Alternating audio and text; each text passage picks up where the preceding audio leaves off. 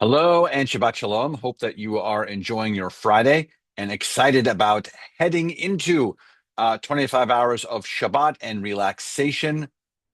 It's going to be great. Also, the temperature outside is really lovely. No, that's not true. We are about to enter the Torah portion called Shoftim. It is in the book of Deuteronomy. It is part of the 37-day long speech that Moses is giving to the Israelites. Shoftim means judges or shofet. It is a great Torah portion that gives a lot of details that will further extend themselves to general governance, not just for the Israelites, but period, because the justice system can be based a lot on what Shoftim talks about. A shofet is a judge. Beit mishpat is a house of law or a courthouse.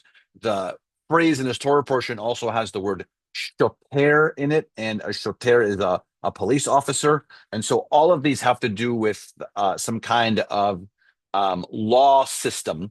And so it's a very interesting Torah portion with all those details. Maybe the most famous and most well-known part in Shoftim is this phrase of tzedek, tzedek tirdof, justice, justice shall you pursue. It's a really well-known Torah portion. And the rabbi's first question is, why do we have to say it twice? Justice, justice shall you pursue. Why can't it's the Torah. Why can't it just say justice you shall pursue? Why do we need justice, justice?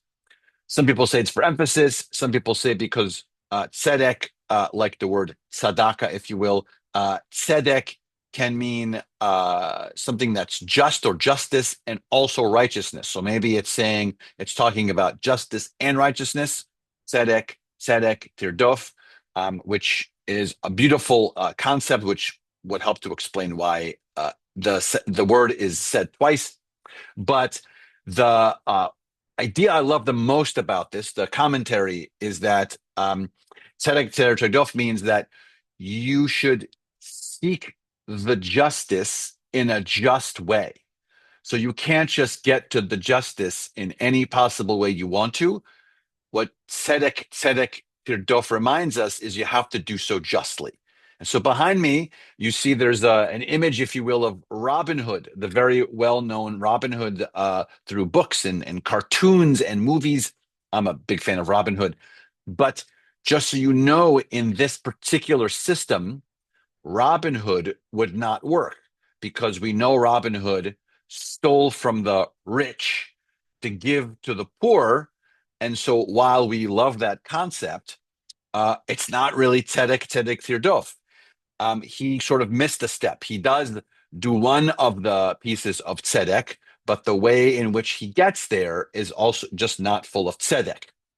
And so what the Torah portion reminds us is that not just the ultimate goal of the tzedek, of the righteousness or the justice, but the path in which we get there is also very important.